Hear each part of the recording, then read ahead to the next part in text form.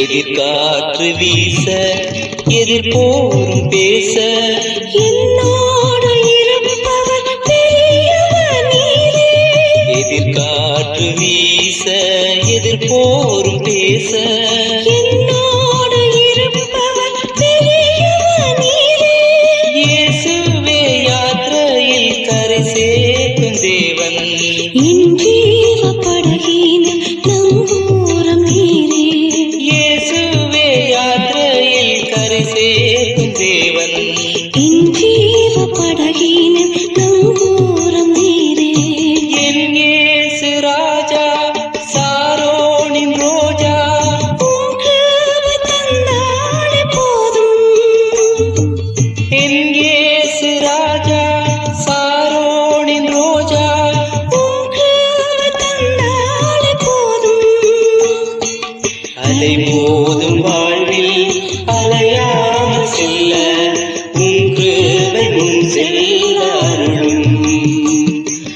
அலை மோதும் வாழ்வில் அலையாமல் செல்ல உம் கிருபை முன் செல்ல அருளும்.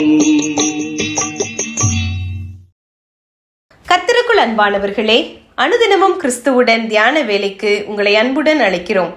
இன்றைய தியானத்திற்கான வேத வாசிப்பு ரோமர் 7ஆம் அதிகாரம் வசனங்கள் 15 முதல் 25 வரை. தியானத்திற்கான தலைப்பு எனக்குள் இருப்பவர் பெரியவர்.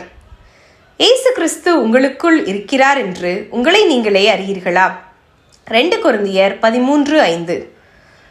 தனிமை, வெறுமை, மன அழுத்தம் என்று பல காரணங்களால் அநேகர் தமக்குள் தாமே தவிக்கிறார்கள். இந்த தியான வேளையில் நம்மை சற்று ஆராய்ந்து பார்ப்போம். வெளியே பகிர்ந்து கொள்ள முடியாதபடிக்கு நமக்குள் மனப்போராட்டங்கள் உண்டா? நாம் விசுவாசிகள் என்றாலும் இவ்வுலக வாழ்வின் எல்லை வரைக்கும் நமக்குள் போராட்டங்கள் இருக்கத்தான் செய்யும். ஏனெனில் நாம் இன்னமும் மாம்சத்தில் தானே வாழுகிறோம். ஆகவே சோர்ந்து போக வேண்டாம்.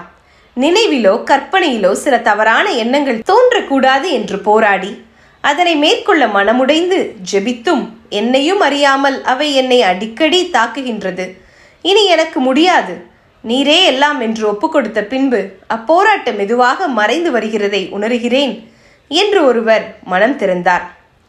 மாம்சம் ஆவிக்கு விரோதமாகவும் ஆவி மாம்சத்துக்கு விரோதமாகவும் இவைகள் ஒன்றுக்கொன்று விரோதமாய் இருக்கிறது. கலாத்தியர் 5:17.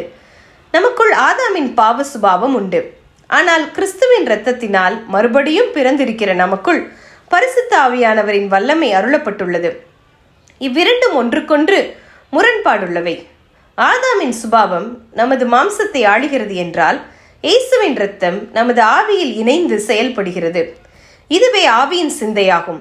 இந்த போராட்டத்தையே பவுல் ரோமருக்கு எழுதுகையில் இதுவே தனது நிர்பந்தமான நிலைமை என்று விளக்கியுள்ளார். தனது உள்ளான மனுஷன் தேவனுடைய பிரமாணத்தில் பிரியமாய் இருந்தாலும் அதற்கு விரோதமாக போராடுகின்ற பாவ பிரமாணம் தன் அவயவங்களில் உண்டாயிருக்கிறது என்றும் தன்னை யார் இந்த மரண சரீரத்திலிருந்து விடுதலையாக்குவார் என்றும் தன் மெய்யான நிலையை குறிப்பிடுகிறார். ஆனால் அடுத்த வசனத்திலேயே வசனம் 25 அவர் கர்த்தராகிய இயேசு கிறிஸ்து மூலமாய் தேவனை ஸ்தோத்திரிக்கிறார். அவர் தனக்குள் இருப்பவர் யார் என்பதை உணர்ந்திருந்தார். ஆம், நமக்குள் இயேசு இருக்கிறார்.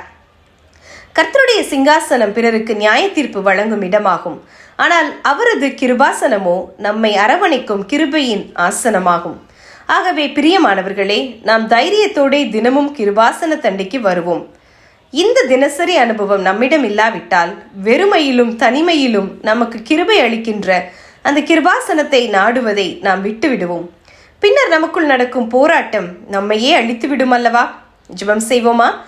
தேவனே, கிருபாசன தண்டிக்கு வரும்போதெல்லாம் எங்களுக்கு தருகிற சகலவிதமான ஆறுதலுக்காகவும் தேவ பலத்துக்காகவும் நன்றி கூறுகிறோம். ஆமேன்.